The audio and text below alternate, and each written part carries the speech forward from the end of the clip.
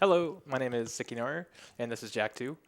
I'm going to be starting from a fresh save file, but I'm going to be using a memory card with autosaving, which isn't usually done for RTA, but to prevent like game crashes, we're just going to do that for safety. So what I'm going to do is I'm going to enter this screen, it's going to go black, and then there's going to be a cutscene. I'll pause there, and I can count down, and then on go, I'll just unpause and then get going. Okay, so 3, 2, 1, go! So this is Jack 2. We're going to get this little blurb here about how autosaving works, and then we're going to get all of this text on the screen, which makes that part a little harder, but that's fine. So this is obviously the sequel to Jak and Daxter. For those who don't know about the sequel, or if you've played the first one, it's that kind of lighthearted game, and with the, it's like a collectathon type thing. And then in this game, oh no, oops, unintentional death. That's number 1. There might be a few of those, but that's okay. But yeah, this game is like a really gritty kind of reboot to Jak 1. It's kind of like a GTA style, except for the very beginning is a lot of like kind of parkour heavy, like action platformer type stuff. Let's just go for this. Okay. That's called a boosted, and that is like an exploit that's possible in like every single Jak title. It's just like an exploit of the physics and the way punching and walking off ledges works. This part isn't anything too crazy. It's just a lot of like, it's like kind of, a tutorial-based type thing. Daxter's talking to you. He's telling you how to do everything. Okay, so that was the escape. Now we're out of prison because Jak, between the two games, had actually gotten captured by this evil guy named the Baron. I'll try to give some story background while I play, just because sometimes like it really doesn't make any sense what I'm doing, so that context is good. Right here, we're going to see Dark Jak, which is this really supercharged version of Jak. He can do like a ton of cool abilities that you like unlock throughout the game. Except unfortunately, this is the one of only 2 places we see it in the run, and it's the only place we really get to use it in combat, just to kill these dudes. So that's like the beginning. That was like a lot of like the on-foot type stuff. You saw it was kind of reminiscent of Jak 1. Here is where we're in the city proper. We have control of vehicles, and it's going to be a lot more like waypoints. You see there's a mini-map. It's going like A to B, satisfying missions. And from here on out, basically, you're going to just see a number of really funny little oddities about this game. We exploit death warping in this game a lot. We're able to get out of bounds in a lot of places, and we use that to our advantage by dying in certain areas and having it reload us to new ones. So here's an example. So we do that, and now we're over here. And the reason that is important is because these 2 sections are actually separated by a red barrier that you have to unlock, like a key card by doing missions to get through. And then that death warp just automatically like thinks you're on that side anyways. This is the same premise. We're just getting from one area to another that's separated by a barrier. However, this is the yellow barrier skip, just like later on in the game after you do more stuff. We shouldn't be here until about 60% through the game. And then coming up right now, this is going to be the most major of all those little skips that we just did. This is going to definitely be the most major. This is a thing called Mars Tomb skip, and if I do it right, I'm going to take the zoomer and I'm going to try to hop it into that section right there in the middle using a ramp that is conveniently placed for us. Just like that.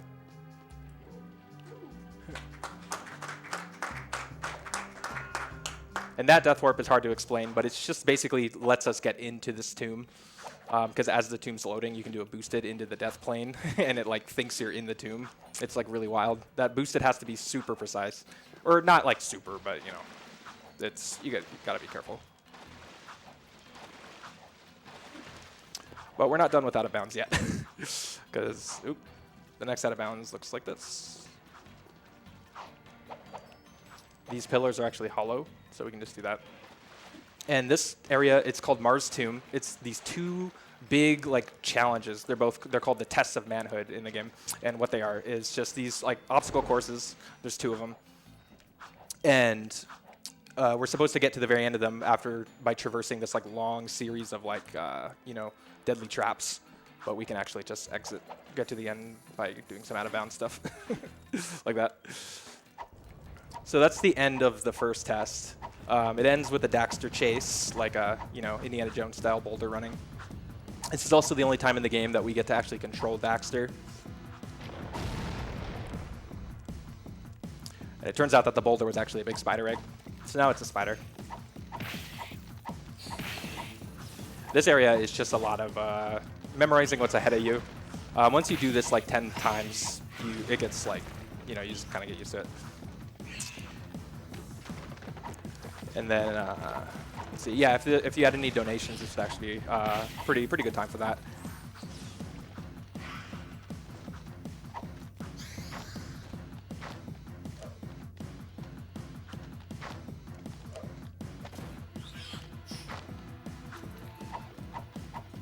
So the funny thing about this spider chase is that for this area,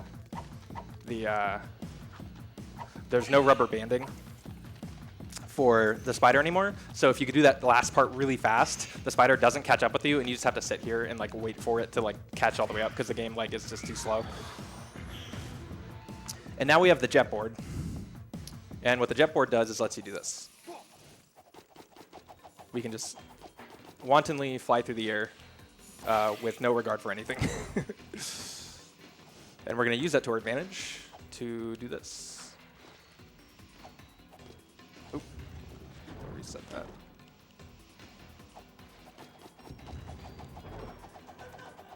Oh no. Okay, I'm going to do an alternate setup. My initial setup was I kind of did the setup wrong, so I'm just going to redo it. Okay. Here we go. There we go.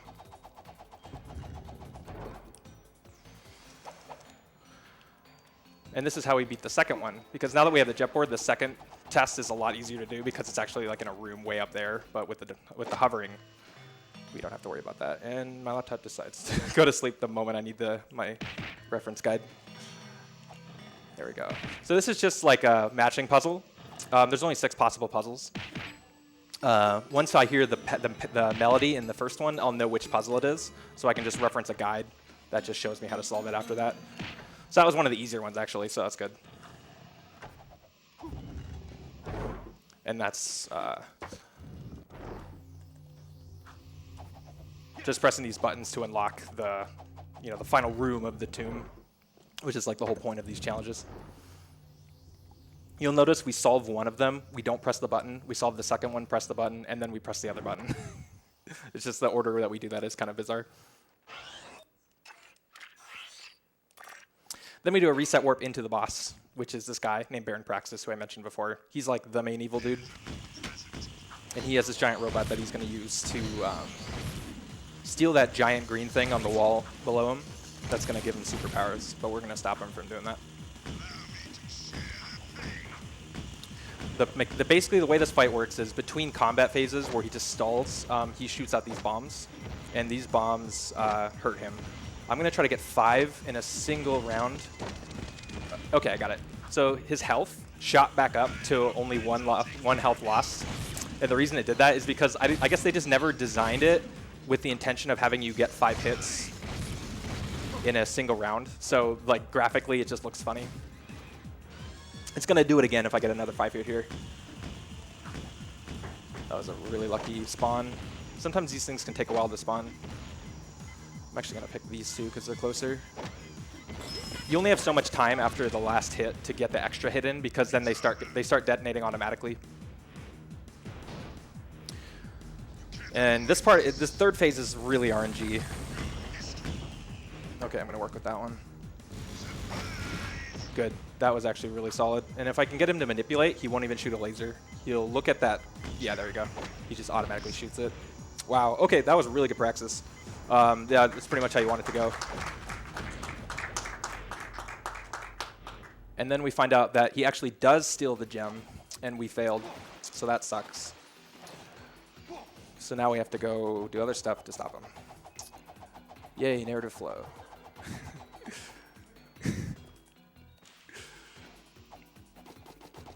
Okay, and also elevators are usually slower than hovering, so we just hover up elevator shafts most of the time. I didn't really explain why we have the jet board. The game occasionally does little checks in terms of the progress of the of like where you're at in the game, and if it just sees that you watched a certain cutscene or have like a certain item or done a certain thing, it'll just update your inventory to have everything that you should have to that point. So like, oops, there's another depth port if I can get it. Oh no, okay, never mind. Do the alternate hover here. Or actually, I'm just gonna play it safe and I'm just gonna go the slow route. What was I saying? Yeah, so the jet board, once you do the spider chase, the game just realizes that you're like in Mars Tomb, and it's like, oh, okay, so you should have like this weapon and this weapon. So I actually have 3 of the 4 required weapons for the end of the game, as well as the jet board. I don't have the 4th, but we'll see that one later, and that one will be interesting.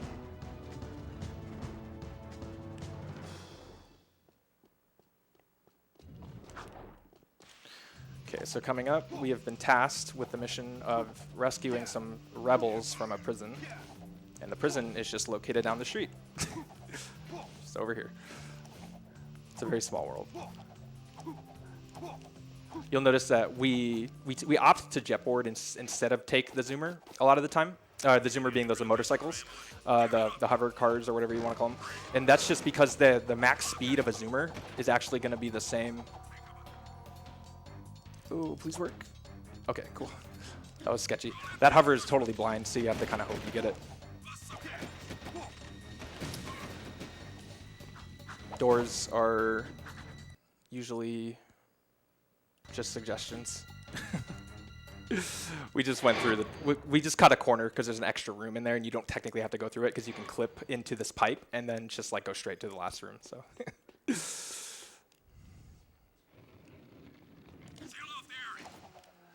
Okay, and because a lot of like the plot points happen in cutscenes, and you can skip every cutscene, we did rescue those rebels, so they're safe now. That's good. And now we're headed to an old sewer, like underground portion of the city. And this is the first, I guess, really the only escort mission in any %. There are a lot of those in this game, but. I think thankfully there's only one that we have to do. We reset warp at the top of this elevator because once you cross like the threshold of the elevator, it just sets your checkpoint to be at the bottom. And this elevator is really long, so it's actually faster to just load the bottom of the elevator than actually ride it all the way down. So a lot of times when you just see me do mission resets, it's usually just because a checkpoint brings me closer to where I'm trying to go than if I had just physically traveled there. We're kind of setting this up so that I backtrack here and wait for these guys because there's going to be that audio there. When he does that audio, he can't like go to his next audio. So usually what happens is he says it here and then an ambush starts. But if you have him say it earlier, the ambush just like starts automatically. It saves like a half a second.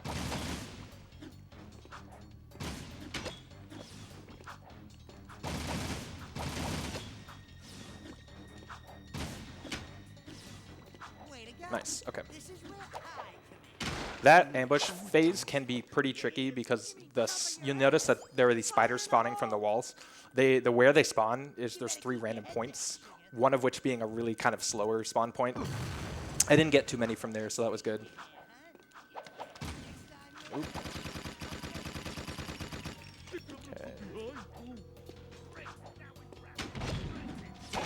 Okay. I have to watch their health here because this mission doesn't have any like in-level checkpoints. So if I fail it, I actually have to do everything from when you saw me get in that elevator shaft. I would have to repeat like basically all of that. So I have to kind of micromanage their health here. They usually do a pretty okay job of keeping themselves out of harm's way, but sometimes they're not so smart.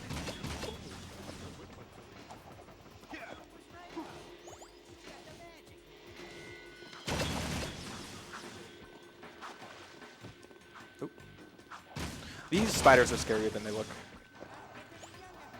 They're like, they just shoot those lasers, and then once they get close enough to you, they like telegraph their attack like for a while. So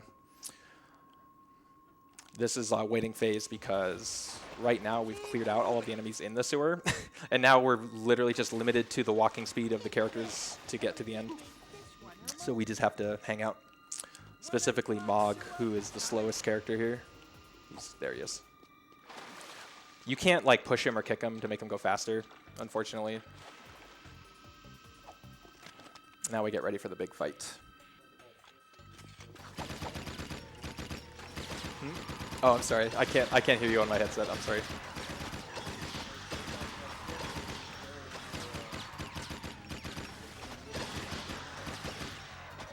Yeah, it would be nice if there was like a way to get them to do it. I've kind of looked into it. Oh, I have to be careful because he's really low on health. I'm actually gonna just get quiet here for a sec.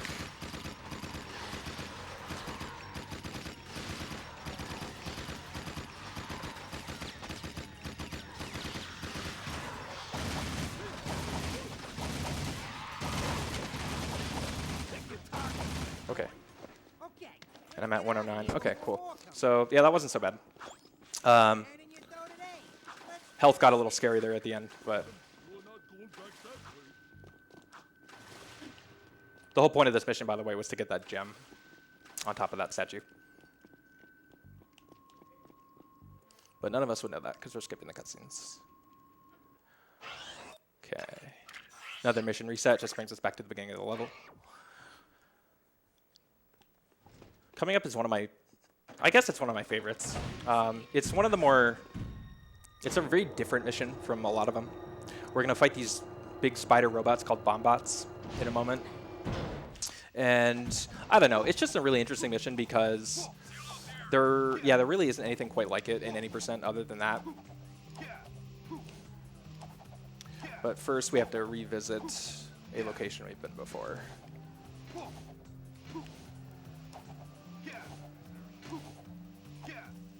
Just want to remind everybody that there is a glitch exhibition for this run as a donation incentive. So if you guys would like to see how much more that this game can be broken already, which I know I would really like to see that, you guys can go ahead and get your donations in for that. There should be a message in chat, but that has a link to the donation page, but you can also use !donate to get your donations in for this incentive.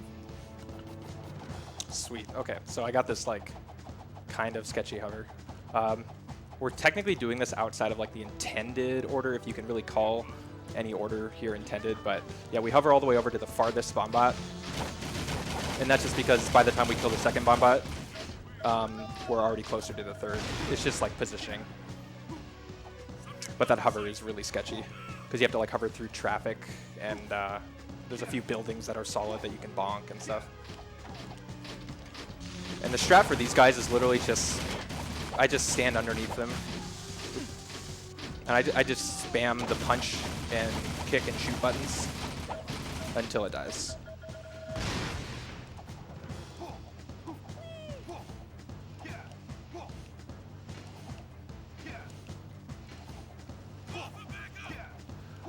And this is what I mean, where you see now I'm heading over to this direction just because this third bombot, it actually happens to be kind of near the area of the next mission. That's why we just prioritize this one last.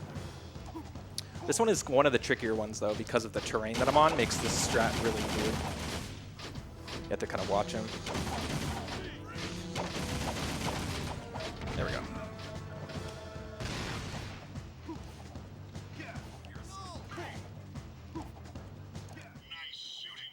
Oh yeah, we occasionally get little updates from our sidekicks via a little communicator. That will become relevant later, but right now it's not so much.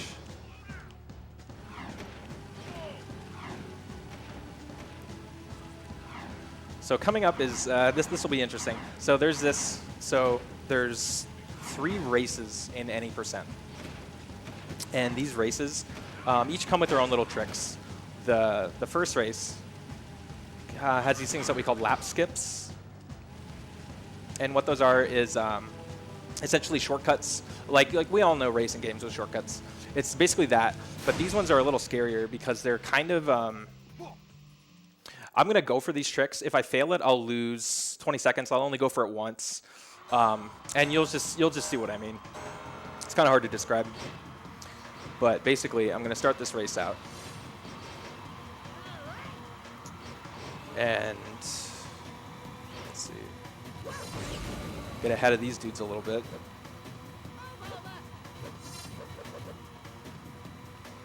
There we go.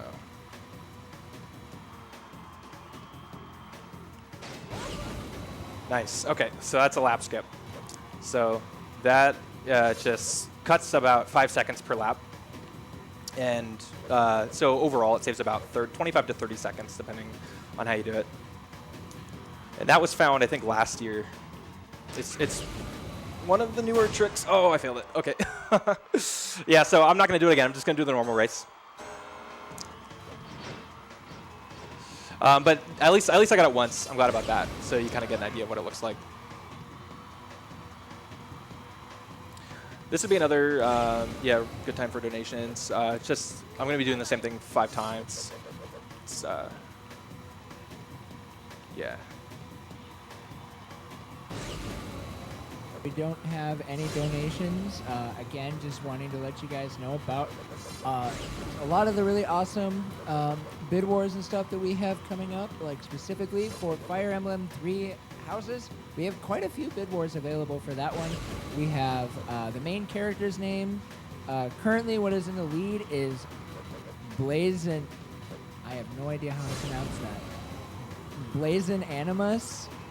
That is ahead with $10, and Pesto is in second place with $1. And then there's also a house bid war. Currently what is in the lead is Golden Deer with $10, and then Black Eagles is in second place with $5. And you can also donate for the Blue Lions house, so if you would like to see those, get your donations in for that. And actually, those bid wars are going to be closing out pretty soon because we have the Fire Emblem 3 houses run coming up right after this. We also have one more bid war for it. It is a character outfit. Currently, they are all tied at 0, but you can donate for formal wear, gym class heroes, and servant attire. So if you would like to see any of those happen, get your donations in for those as soon as possible. Okay, so yeah, I'm coming up on the end of this race here. I'm going to play it safe for this last one. And then after this, we are going to go get the aforementioned 4th weapon in this game. And the name of that weapon is called the Peacemaker. It's like a super bazooka, electric bazooka, basically. I don't know how to describe it. But yeah, that does some pretty interesting and broken stuff later on. So I won't spoil it, but just remember that. Got a lucky Zoomer spawn. This is one of the only areas where Zoomer spawns are actually kind of important because this canal district, it's really unwieldy to like jetboard through. If you see, it's like a bunch of different terrains and levels, and you're mostly better off just taking a vehicle at this point until you get to a certain area. We are going to perform some other kind of wonky looking mission resets, which are sort of like death warps essentially, just something that closes out and reopens the game. Same function. There's an area right here where if you jump high enough, you hit a checkpoint, and it loads a farther part of the level, or of the world map that we're trying to go to. So we just hit that checkpoint, reload the game, and then we're over here. It's just like, Jak 2's just full of those. It's really random. Same thing here.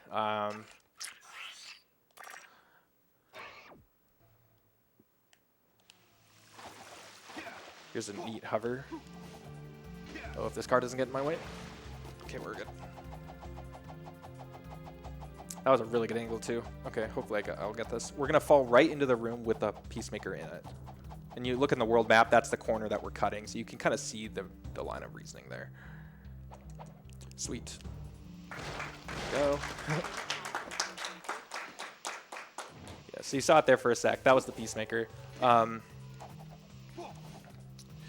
Now it's time for the second race. The first 2 races are kind of back-to-back. They're only separated by the Peacemaker mission. And because it's Jak 2, we can't do anything normal. We can't just go through a door. We have to hover into everything. So this is it's just faster to hit that cutscene from the outside.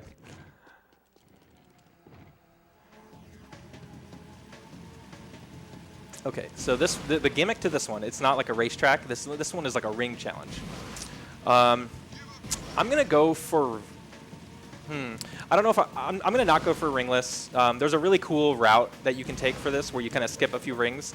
It's a little high risk, high reward, is what I'll say.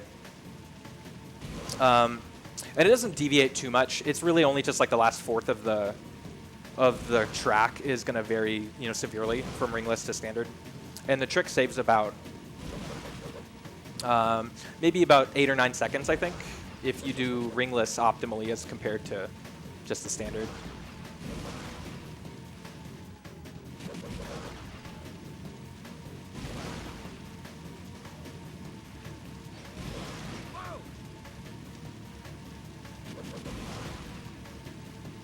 The thing you have to be careful about on this one, kind of the thing that can make this get really nasty, is those people that are like jumping out of the way and like ducking around. Sometimes they have collision and sometimes they don't. And I don't really get to decide when they do or don't. The game just sort of knows, and when you hit them, you'll either like go through it or you'll get like knocked into literally any possible direction. So you just have to be really careful with people.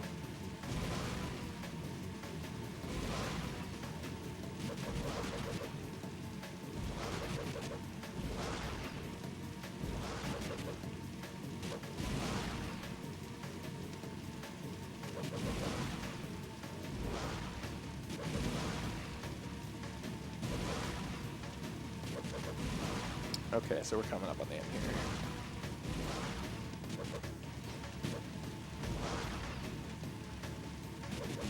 And the whole point of that race was because we were challenged by this other guy who's kind of like an antagonist named Errol. He challenged us to like a street race because he's jealous of our popularity. And then we beat him, of course, so shout out to that. And coming up now is an interesting kind of. We're gonna go visit a new area, and we only go here once. And I really like this mission just because doing it looks really funny, especially like if you haven't seen this trick before.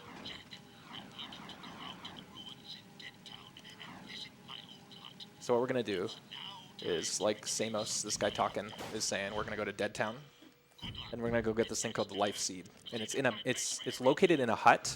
But when I do this trick, the hut that it's loaded inside isn't going to be loaded because we're actually going to skip like the loading checkpoint by going through this wall. So we're going to do this. And there's a cutscene trigger in the middle of that whole void. So we just go and we just touch it, and then the cutscene starts. And then after the cutscene starts, the hut is here. And now we're going to perform a trick called Ghost Town. By doing that, we're going to not leave through the same way we came in. We're going to go over the wall. And then after going over the wall, this should load in the city, just like that, yeah. But you'll notice that there's no people. There's no minimap. Basically, there's no like anything loaded except for just like the physical world. And the reason we do that is just because it makes jetboarding a lot easier. You don't have to go through the animation of going through the airlock, which saves, I think, maybe like 5-6 seconds.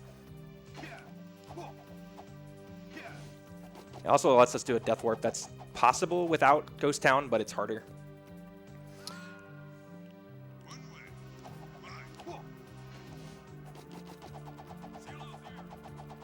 A lot of cutting corners with hovering. This is standard stuff.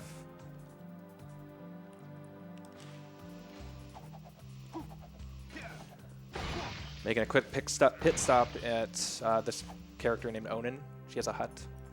She's cool. This part's scary because there's a lot of guards that spawn like right around these little corners, so I have to watch out. Ooh.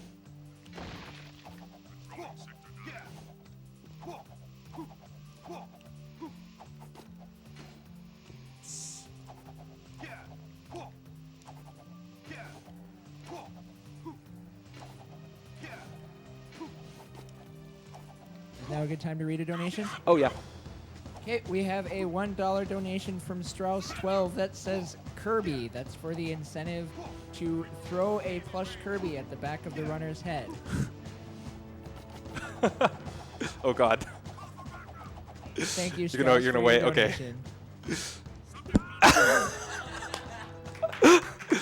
Oh god, that timing.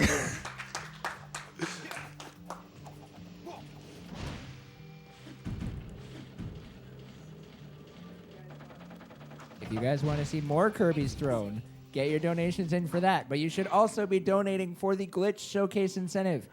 I want to see this game get broken, and I think that would be something wonderful to put your donations towards. Yeah, maybe I can give a little description of basically what that exhibition would be. Debug mode is this thing that we just recently discovered in all 3 of the Jack games in the trilogy. It works in all versions, and it's this game-breaking thing where it's debug mode essentially. So it's a developer tool that lets you just kind of fly around, do all kinds of crazy stuff. And the plan is to I'll enable it and then just kind of show a lot of really interesting things that you can do with debug mode. Oops.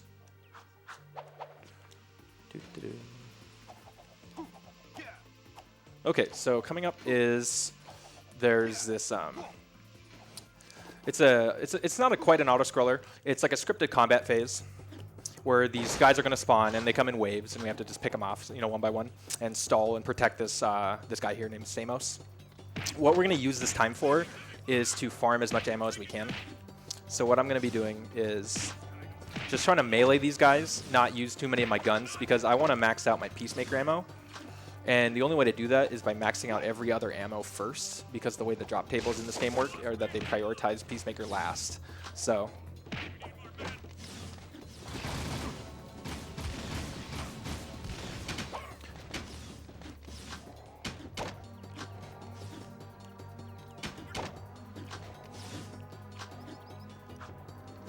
this is another good donation spot. Basically, I'm just going to be doing this kind of on rinse repeat as these cycles go through. Well, we don't have any donations at this time. Would like to let you guys know a little bit more about Carbon Fund. CarbonFund.org's mission is to make the world carbon neutral and is a leader in the fight against climate change. CarbonFund.org works with individuals, organizations, and businesses to make going carbon neutral simple and effective. CarbonFund.org is a supporter of numerous green projects such as renewable energy and tree planting. To date, CarbonFund.org has supported over 180 projects and has planted 1 million trees along the way. And so it would be really awesome to be able to support what they do and help make the world a better place. So definitely you guys should be getting your donations in to support them. And then and if you guys are wondering, what do I donate for? Well, we've already talked about the Fire Emblem 3 Houses donation bid wars, but we also have a couple of bid wars for the Mario Kart 8 run, which comes in right after Fire Emblem 3 Houses. You can do a bid war for the glider option, whether it is a cloud or a paper airplane. Currently, nothing is in the lead right now, so literally $1, and you could pick what the glider is. Or you can donate for the tire color for Mario Kart 8. You can donate for either blue or red. So either or, you guys should get your donations in for those, because those would be something really cool to be able to see. Sweet, and yep, just like that, that mission's over. So yeah, moving on. We're going to be doing another little mission reset here, and then we're going to do another ghost town, which is fun. So right here, once we cross this checkpoint threshold, it's just faster, just to reset all the way to the end, because it's going to send us there anyways.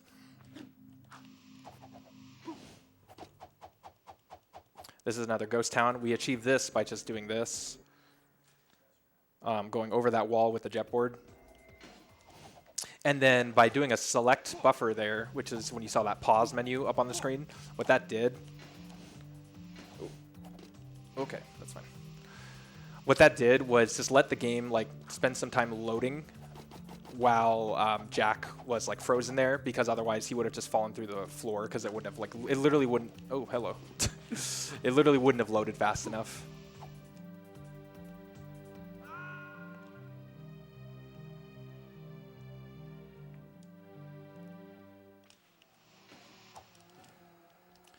Okay, so we've done something very important just now. You see that counter that says 6 on it with that little creature. So what that is we've activated this lurker rescue mission. There are these creatures called lurkers, and we have to help them get free from these cage cars that are driving around the city. Except we're gonna store that mission, and we're gonna keep that mission active on the world map. But first, we're going to do some other side stuff that's kind of out of the way. And the reason we do this is because we do this out of the way stuff, and then once we're done, if we do a mission reset, it keeps your overworld checkpoint as that guy that we spoke to activate this mission. It doesn't move it to wherever you were last. And thankfully, we can use that to just fast travel effectively all the way from where I'm going over here.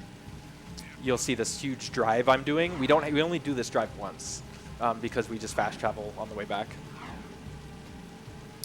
That is assuming I keep the mission storage, which the only thing that can overwrite that mission storage is if I die. So I cannot die for the next 2 missions.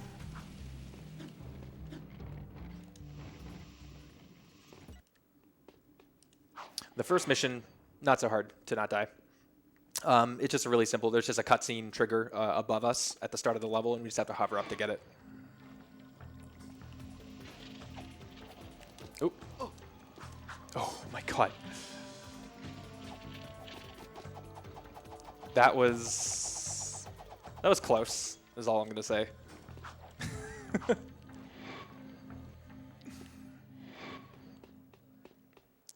You really don't want to drop that hover over that vat of that dark eco.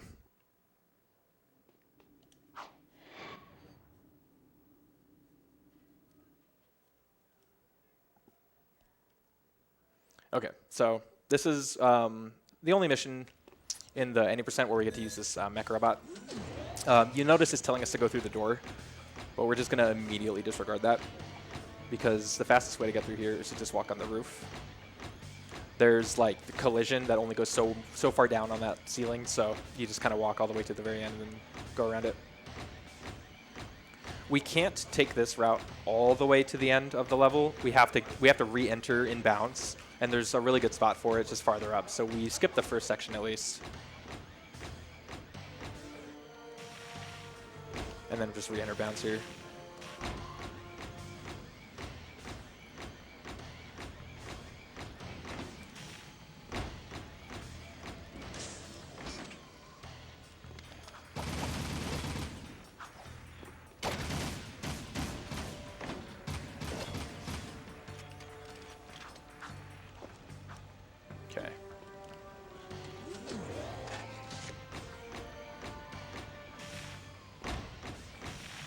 This mech robot isn't particularly wieldy. It's kind of clunky, but thankfully we don't have to spend too much time in it.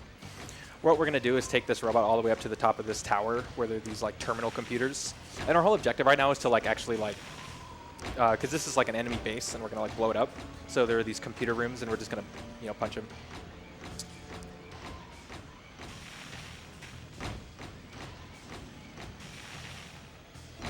Some modest obstacle course stuff. Okay, but this room is also filled with these creatures called metalheads, which are those things that I was shooting earlier. So we have to kind of work around them. We don't want to spend too much time fighting, but you also don't want to have too many of these things jump on you, just like that. There we go, got a double kill. Okay, I'm going to not kill this guy.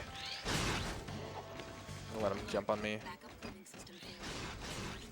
Yeah, no, he should leave me alone. These two might be problems, but we'll see. No, we're okay. Cool. Okay, so pretty clean computer room. Nothing too bad. The problem with those creatures is that Jack on the robot, he'll actually like auto-aim for them if you punch. So he doesn't prioritize the computers, he prioritizes the enemies. So they'll make you miss a lot if they're like all around you. Okay, and I'm gonna be quiet here for a second while I do this jetboarding section. I'm gonna wait for a right cycle to happen.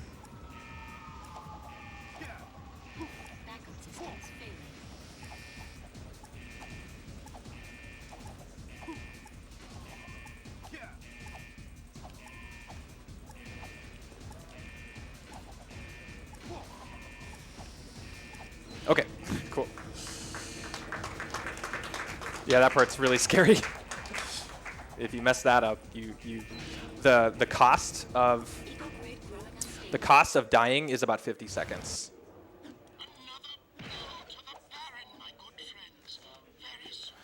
I usually double check my ammo here.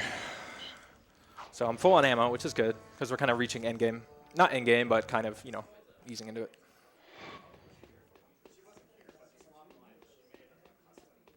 So this is what I was referring to. So you see that little reticle popped up. If I just restart mission, it'll just send me straight back to that guy.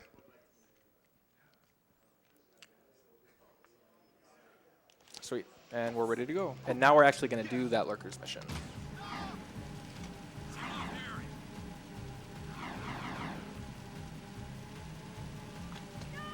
The primary gun for this one is going to be this blue gun. It's like a rapid fire. But we might use the Peacemaker if forced to, because there's some enemy patterns that you have to react to differently depending on what they do.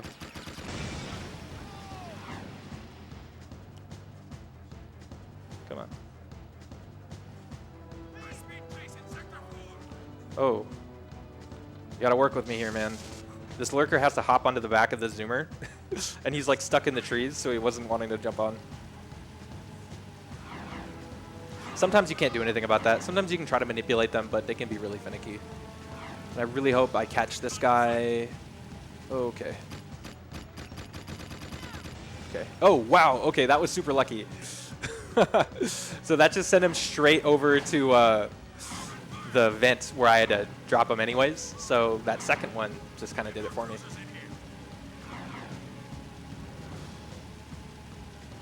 Yeah, the whole point of this is that we pick them up and then drop them off at these little vents where they can like escape, I guess.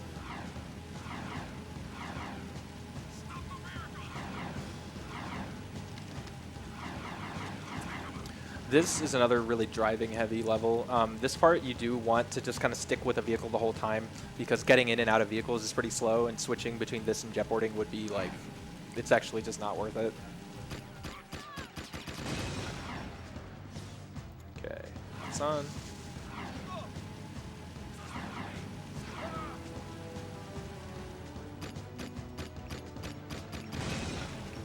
Sweet. Okay, so that one sort of did the same thing. That lurker just immediately started aggroing on that vent, so I didn't have to pick him up.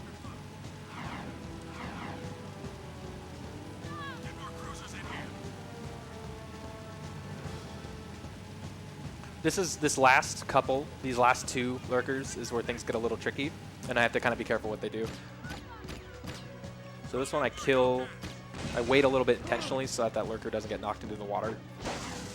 If the lurker comes in contact with the water in this part, it just automatically fails the mission. So you have to be really careful. Okay, I'm going to drop him off. I'm going to prep the Peacemaker just in case I need it. It looks like I'm not going to... Yes, I am. There we go. Oh. Okay, that turret can be a huge pain. Cool, so we're all right.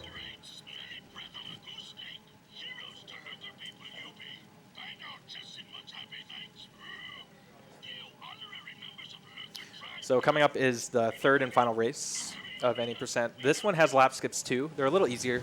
I'll probably go for 3, and then I'll just quit just to be safe anyways. They still look pretty cool.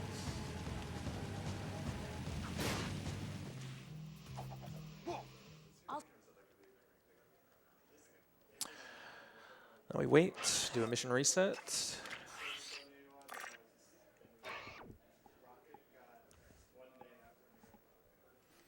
Okay, so race number 3. The lap skips look a little different. They look kind of funnier. I kind of like this race just a little better. Something about just the layout of it. Got double boost, that's good.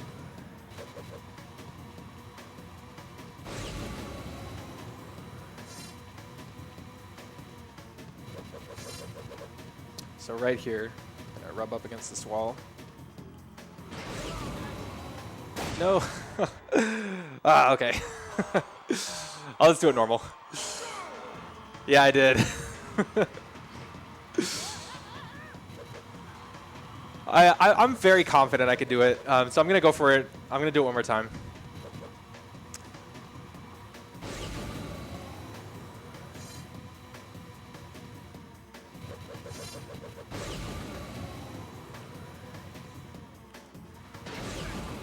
There we go. This does that. Thank you.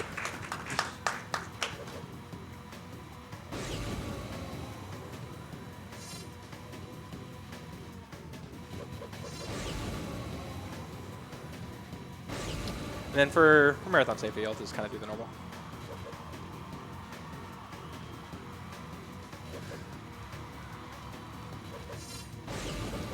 That section right there, you want to try to grab. You can actually grab both a second boost there and on this belt of boosts right here. If you thread that just so right, you can grab 2 boosts. It's really tricky, but it saves about like a half second. I'm gonna go for it here again.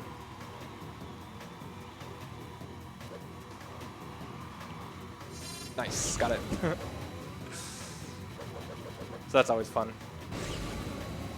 You just, it's like about tilting the car in the right. Ooh. That second one's really hard. I've only gotten it like twice.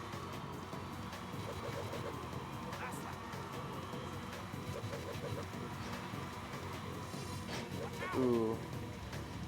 These NPCs can get really trolly on the last lap. Cool. I think I effectively bypassed them all, which is good. Sometimes you're like still in the middle of them, like right around here, and that can be really sucky.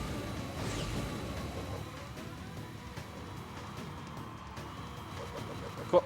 So that's the class 3 race, or class 1 race. Here comes a really, okay, so, ooh, lucky. Okay, cool. So at that point right there, we enter into this ambush level where we're being shot and attacked from all over. And our priority number 1 in that section is to just get on a zoomer, because once you get on a zoomer, at least like their shots don't, deal physical damage. And if you'll notice, there's a lot of bullets coming at us. So I got super lucky and I got a zoomer like right away, so that's good.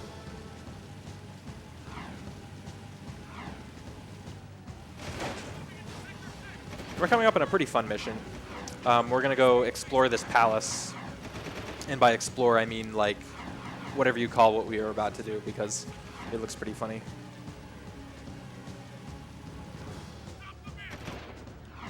Oh my god, okay. So I was trying to do that trick again. Okay, I need to be careful to not die, so I'm gonna hop in this 2-seater.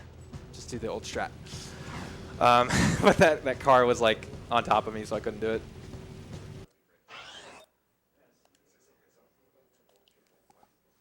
That's pretty unlucky.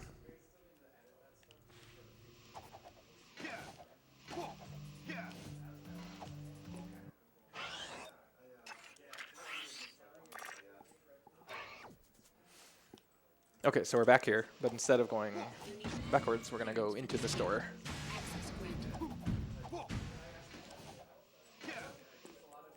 This is an exception, one of the only elevators that's actually faster to just ride it up, just because it goes super fast.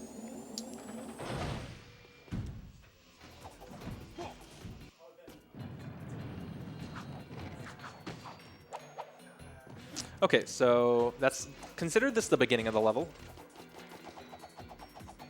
just for the sake of argument.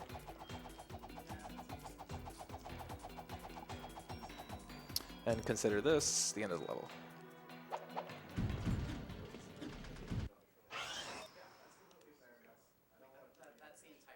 That's the whole level. We just explored a whole palace.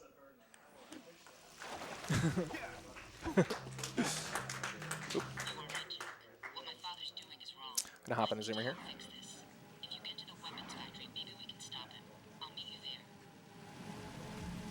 Okay, coming up is this is one of my favorite hovers. I'm gonna try to see if I can.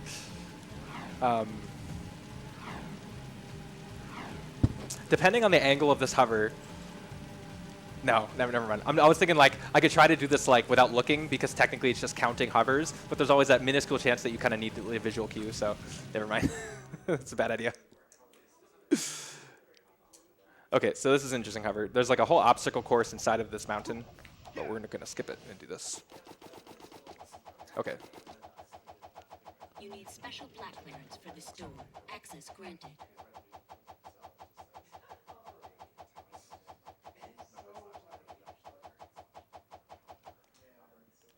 There we go.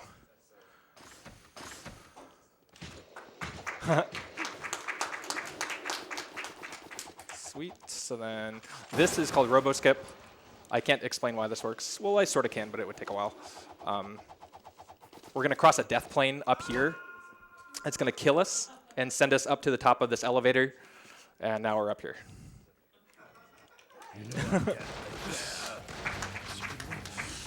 Yeah, it just skips that, like those rolling robots, whatever you want to call them.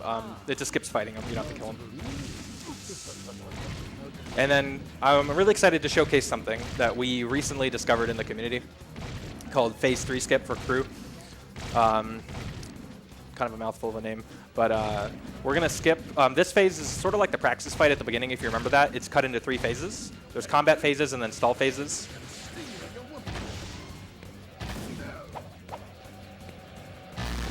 Okay. So it's 3 phases like you saw. There's like a stall phase where we have to kill these guys, and then there's the actual combat phase. We're going to skip the final phase by overflowing and dealing 5 shots of that Peacemaker damage at the same time. And the way we do that is by stacking bullets. There's like an auto fire feature that's meant to only work for the yellow gun, but you can have it, you can proc that feature with other guns and then have it just stack bullets. So we're going to do that with the Peacemaker. And we're just going to skip the last phase entirely by dealing like, 5 points of damage. Okay, so.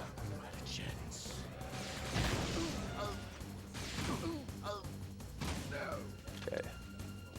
Oh, wait a minute. Oh, okay. Let me try to showcase this.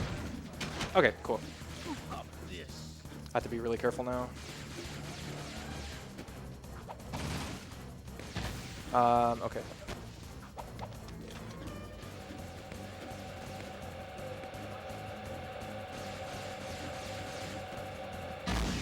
Oh, there we go. Okay, skip it. Sweet. That was a long setup, but that's how it works. I had to be really careful there because he deals two shots of damage, and I was down to 2 health, so dying would have just been terrible. Oh. And it died. Yeah, but that's actually okay, because I'm right here. I didn't really go anywhere. That was fine. Arguably one of the faster ways to refill your health there probably is just touching a guard with the jetboard.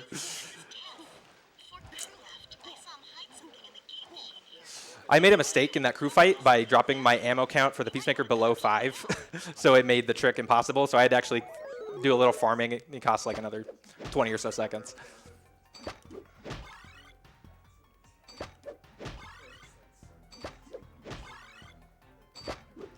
Great shot, Dexter.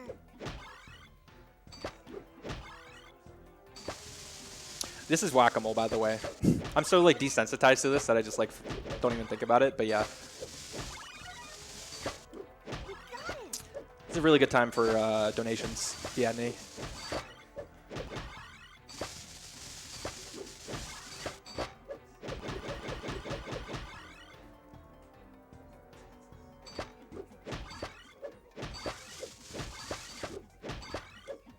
We do not have any donations at this time, but we just want to let you guys know that time is crunching down for the debug mode exhibition for Jack 2. So get your donations in for that. It's only a $30 goal, so it doesn't take that much to get it met.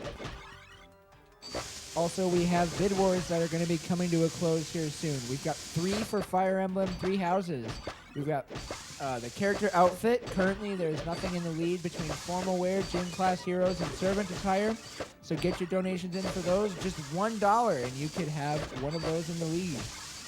We also have a donation for the main character name for Fire Emblem 3 Houses. Blazon Animus is still in the lead with $10, and then Pesto is in second place with $1. And then we also have a house bid war for Fire Emblem 3 Houses. Currently in the lead is Golden Deer. Second place is Black Eagle. And there's only a $5 difference separating the two. So if you are a Black Eagles fan, get $6 donated, and that will be the house that takes the lead. We also have 2 bid wars for Mario Kart 8. We have the glider option. One thing. I'm sorry. There's a trick here that if you blink, you literally miss it. So let me just do this really quick. Oh, sorry. It's just like, we call this underport skip. It helps us, there's like this whole underwater section that you have to take the robot in. But instead of doing that, you can just do that.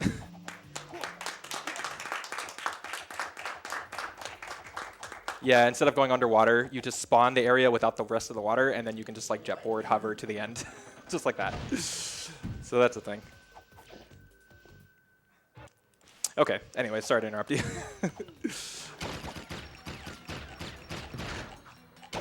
Oh, there we go. All right, you're good. That was awesome. So the Mario Kart 8 Bid Wars, we have a glider option. Currently, there's nothing in the lead between Cloud or Paper Airplane. So if you would like to see any of those, again, $1, and you could be the one to pick the glider.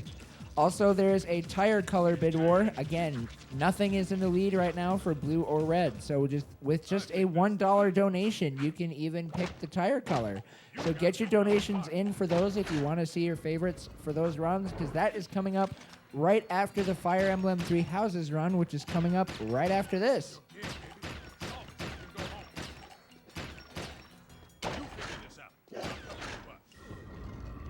Okay, so yeah, this is like another escort section.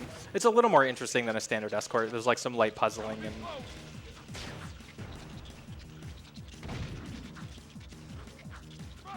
there's like these, you know, moving platforms and stuff. This guy that we're following, his name is Sig. He's a wastelander, according to the Jack lore.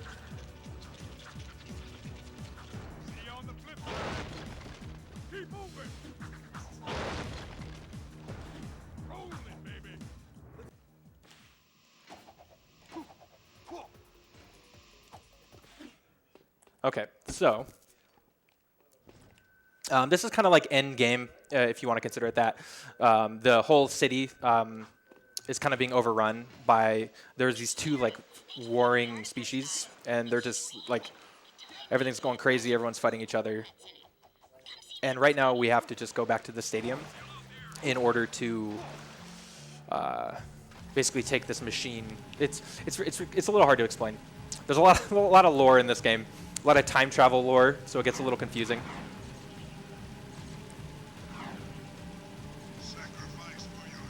But long story short, we're going to the stadium.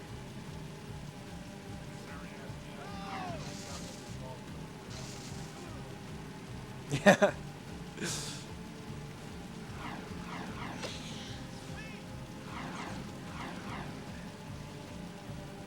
Yeah, so as you can see, this section, this driving part is a little precarious because there you have like a lot of stuff going on the ground level. You have a lot of stuff going on on the upper level, and it's just like really easy to bonk and stuff. So this section is also notorious for being very like crash heavy. Like the game, Jak 2 has a tendency to kind of crash, you know, on occasion, and specifically during this level because all of the creatures and all the monsters and like actors and you know stuff on the screen, it's like there's just so much going on that it like overworks the PS2.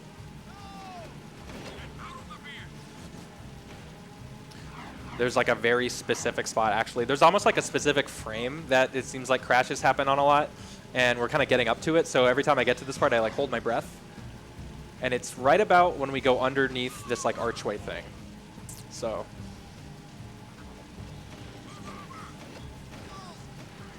Nice. Okay, we're good.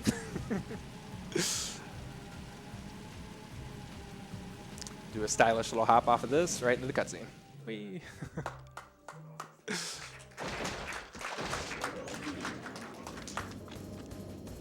I have one Peacemaker ammo left. Use that on the final fight. Okay, so this is just, I lied. There's a lot of escorts. There's so many. This is the third one. You just have to pick off these metal heads.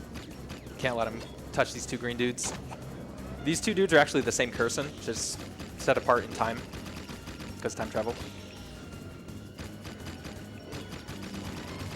For those who want to know the lore, there's a little bit of lore for you.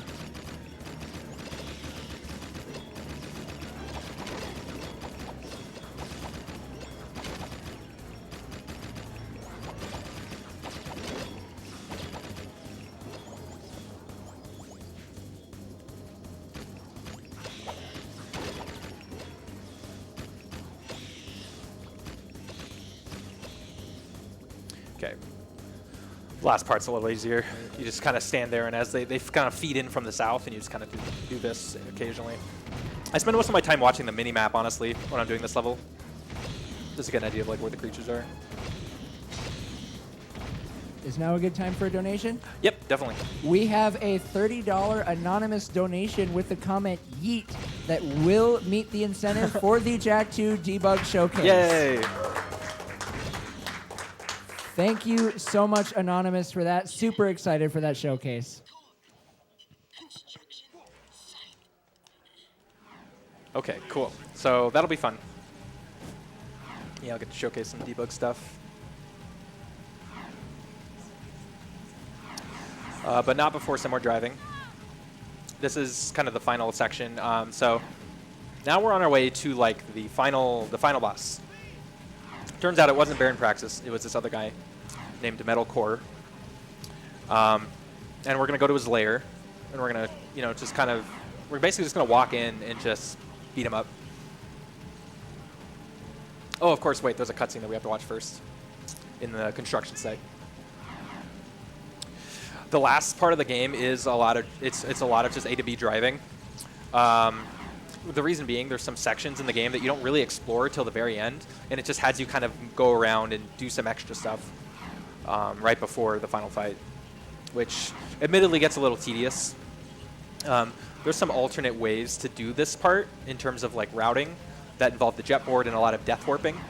They're a lot harder, not quite marathon safe, so I'm just using a standard zoomer.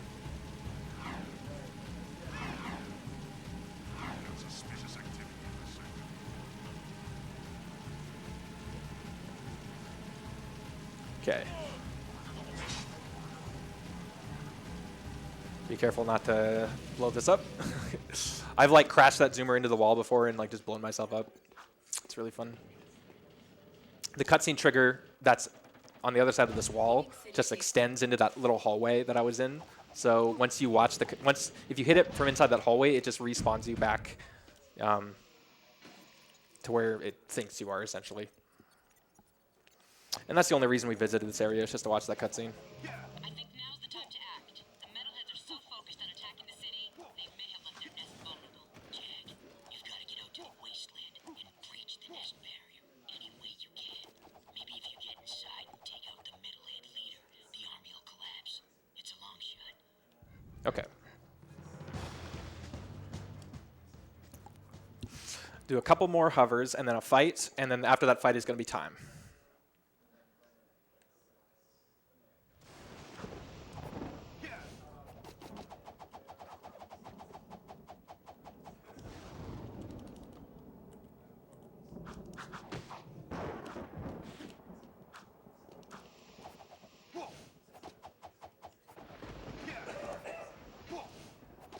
Okay, so we're gonna enter the metal core fight. It's another 3-phaser. It's a little faster than the other ones though. It takes about 40 seconds. We're actually doing this. We're turning the camera away so that his minions don't spawn, because his minions are camera based.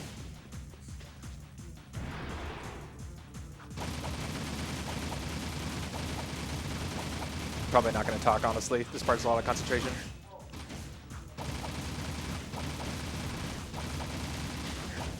Okay, good. I'm manipulating where he's standing. Like, this is all very intentional.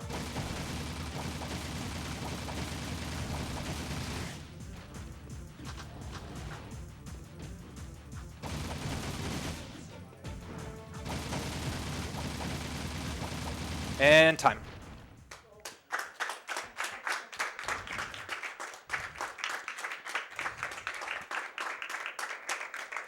Mm-hmm. 103.40. Yay, that's pretty good.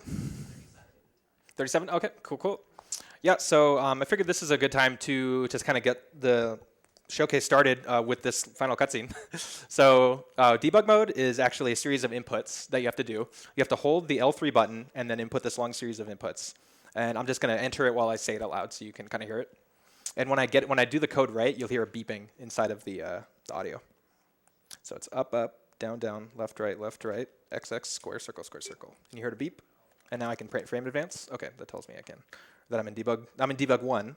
And then now we do the same thing but backwards for debug 2. So circle, square, XX, right, left, down, up, and the second beep.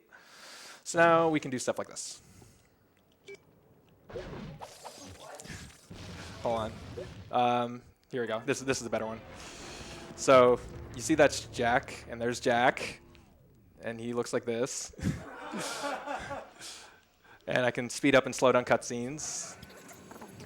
And actually, I'm going to make it go slower, because that way you can kind of see me. Let's reset this. Let's see. There I am. Okay. I'm afraid your Rift Rider must There I am. Just hanging out.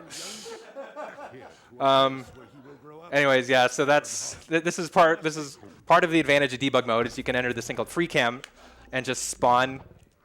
Also, Jack moves at the same speed, but everything else goes slower. So it's really random. I can shoot. I can do whatever I want. I can get on my jetboard. Anyway, so I'll skip that. Oh. This is one of the artifacts of debugging is that random stuff will happen, and I don't know why. So that's part of that. So I'm going to exit out. Actually, no. So here's the advantage. So now I have mission select from the pause screen, which you usually can't do that. You have this whole secondary set of inputs. So let's go over to, let's see. Let's just go over to Explore Palace just to show you like some of the stuff that you can do in debug.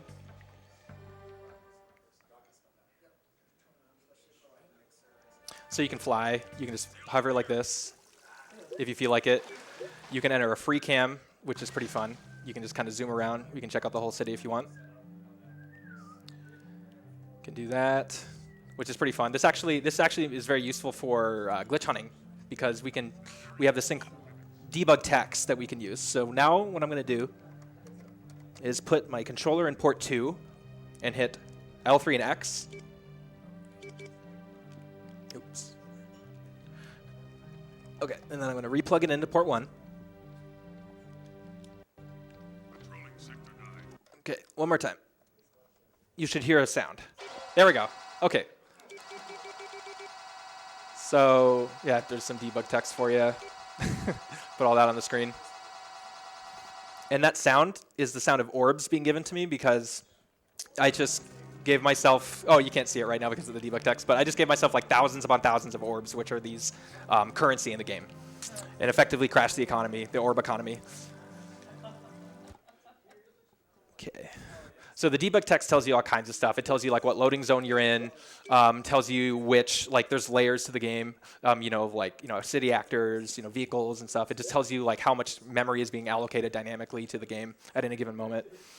And yeah, and there's this thing. There are ways to get debug text to show up without actually, what's the word? There are ways to get debug text to show up without entering the debug mode, but they're kind of specific and weird. Okay, now I'm going to show you something pretty cool. Let's see. So I'm going to go Steam Player Act 1, and we're going to watch the very first cutscene in the game. And remember, that free cam mode, that feature I showed you, it can do something pretty cool. I don't know if anyone remembers playing Jack 1 and remembers Sandover Village. But that was, as soon as it spawns here, you'll see it. And I thought this was a pretty cool thing that Naughty Dog did. And there's, anyway, so you see this is Jack 1. This is the world of Jack 1, how everyone knows it. As soon as it pans over to this area, I'm going to do something. Okay. Oh. Ooh. Okay. There we go. Okay, so now I'm back in this state. Okay. There we go. Okay, so now I'm in Sandover Village from the very first game. So this is like an exact recreation. Like they just took the model. It's just, it's just the same level. And they, I'm going to give myself the jet board to show this off a little easier. Okay, so now the jet board, yeah, you can just, oh yeah, that bridge doesn't have collision. Some do, some don't. And if anyone remembers in Jack 1, there was the scout flies. There are those red and gray boxes. that were hidden in the huts. I don't know. They must have known that somehow people could get here because instead of the scout fly boxes, they put a Crimson Guard crate with Dark Eco in it. So that's pretty cute. But yeah, if you'll notice, yeah, they only needed this for a cutscene, so they obviously didn't load in the entire Jak 1 game. But and you'll see here, like once you get up here, the textures disappear. There's like nothing. There's like a whole like jungle over here. Yeah, so that's that. Let's see. And then while we're in mission select, figured I would showcase a cute little thing in the crew fight, if you remember that one with that with those green little blobs that I was shooting. I don't know how much time I have left, but I can just showcase this and then be good. So in the crew fight, there's this weird. We don't know why this works, but you can reset this fight by zooming in at a very certain part of the arena. And this sucks to accidentally do in a run because it basically costs you the whole game. Let me introduce you to my. And you can just keep doing this, and it'll just keep. And we don't know why, but just this part of the level, just you'll just keep doing it. And let's see.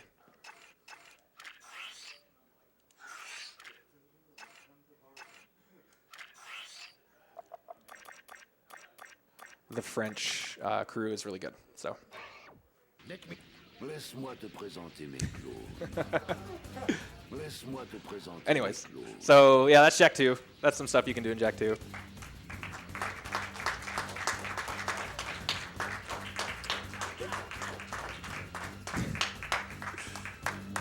I'll leave it on that. Thank you everyone for letting me showcase this game. I really appreciate it and had a lot of fun. Please support the marathon and the event. Thank you so much, Sickynar, for the great run, the great debug mode exhibition. Up next, we have Fire Emblem 3 Houses with Moonblaze Wolf. That'll be a ton of fun, and stick around for that. Please continue to support the carbonfund.org Foundation. Type !donate if you want to donate to them. They're a wonderful organization. And yes, stay tuned, everyone.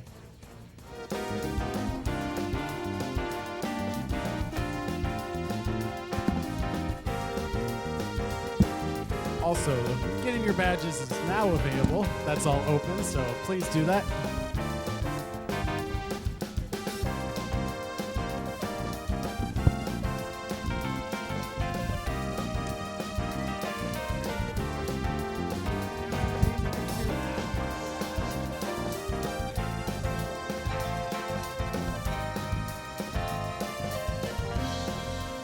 All right, we have some donations to read off. Starting off, we have a $1 anonymous donation that says waifu, and that is going to put the servant attire in the lead for the character outfit for Fire Emblem Three Houses. And then we also have a $6 donation from Kyuki. I probably horribly botched that. I apologize. But $6, and the comment is, I am Ferdinand von Aguirre. Thank you for that donation, and that is going to put Black Eagles in the lead for the Fire Emblem Three Houses House Bid War. So thank you for your donation there. And then we have a $15 donation for Roma45100 with no comment, and that one is going to put QQ in the lead for the main character name at $15. So we are setting up for the Fire Emblem Three Houses run, so if you would like to see anything change there for the house, the outfit, or the main character name, get your donations in as soon as possible.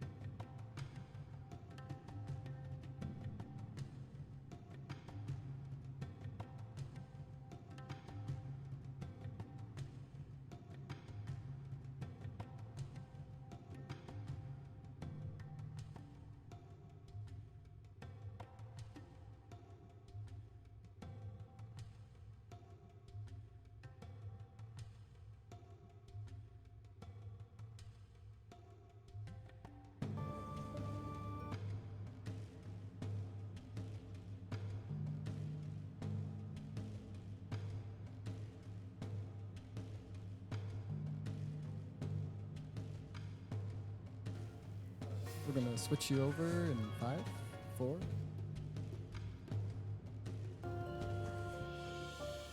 All right. How's it going, everybody? My name is Moonblaze Wolf, and I am going to be playing Fire Emblem Three Houses today. So this is a house bid war. So let me just kind of quickly explain how that is going to work. I will be choosing the house that I'll be doing for the speedrun after the prologue battle. So that means you have about 5 minutes from the start of the run, roughly, to pick. I believe I heard Black Eagles is in the lead right now. So if you want to change that up, I think a reasonable donation will be able to do that. So I know, if I'm guessing, you know, from all the different folks that we have watching, probably got a good mix of fans of the 3 different houses. So if you want to get your house, let's go ahead and get those donations in. It's all going to a good cause. We also have a outfit bid war and the name bid war. I'm going to get started here in just a second. I'm going to be playing in normal classic mode today.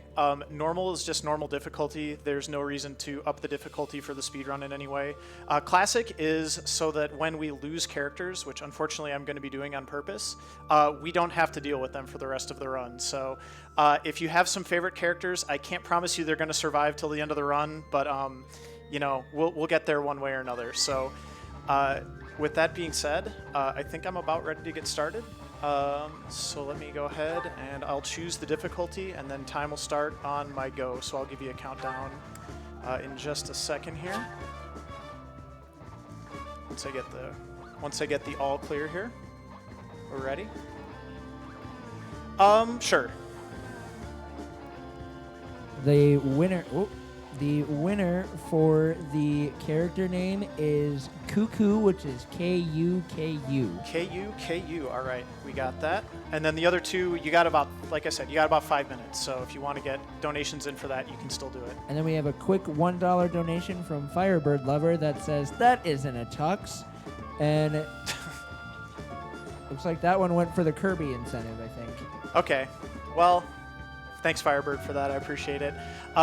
Let's go ahead and get this underway, and I'm going to go ahead and get started in 3, 2, 1, go. So welcome to Fire Emblem Three Houses, aka Anime Hogwarts, and we're going to get going here with kind of like some setup. I'm going to be choosing female Byleth. There's a reason for that. If it is relevant to the house that I'm running, I will let you know. I see. And then we've got Cuckoo, Professor Cuckoo of the Cuckoos. Oh gosh, I know what that was for now. Thanks. So Professor Cuckoo ready to go, and our birthday is ready to go, and we are off to the prologue battle. Fire Emblem Three Houses is played in a series of chapters. Each chapter is a battle with a social story monastery section in between. So we get a lot of action, but we also get some downtime, which is kind of cool for a marathon run, in my opinion. So I'm gonna get going here on the prologue battle momentarily. And you're going to see me changing a couple settings here, and then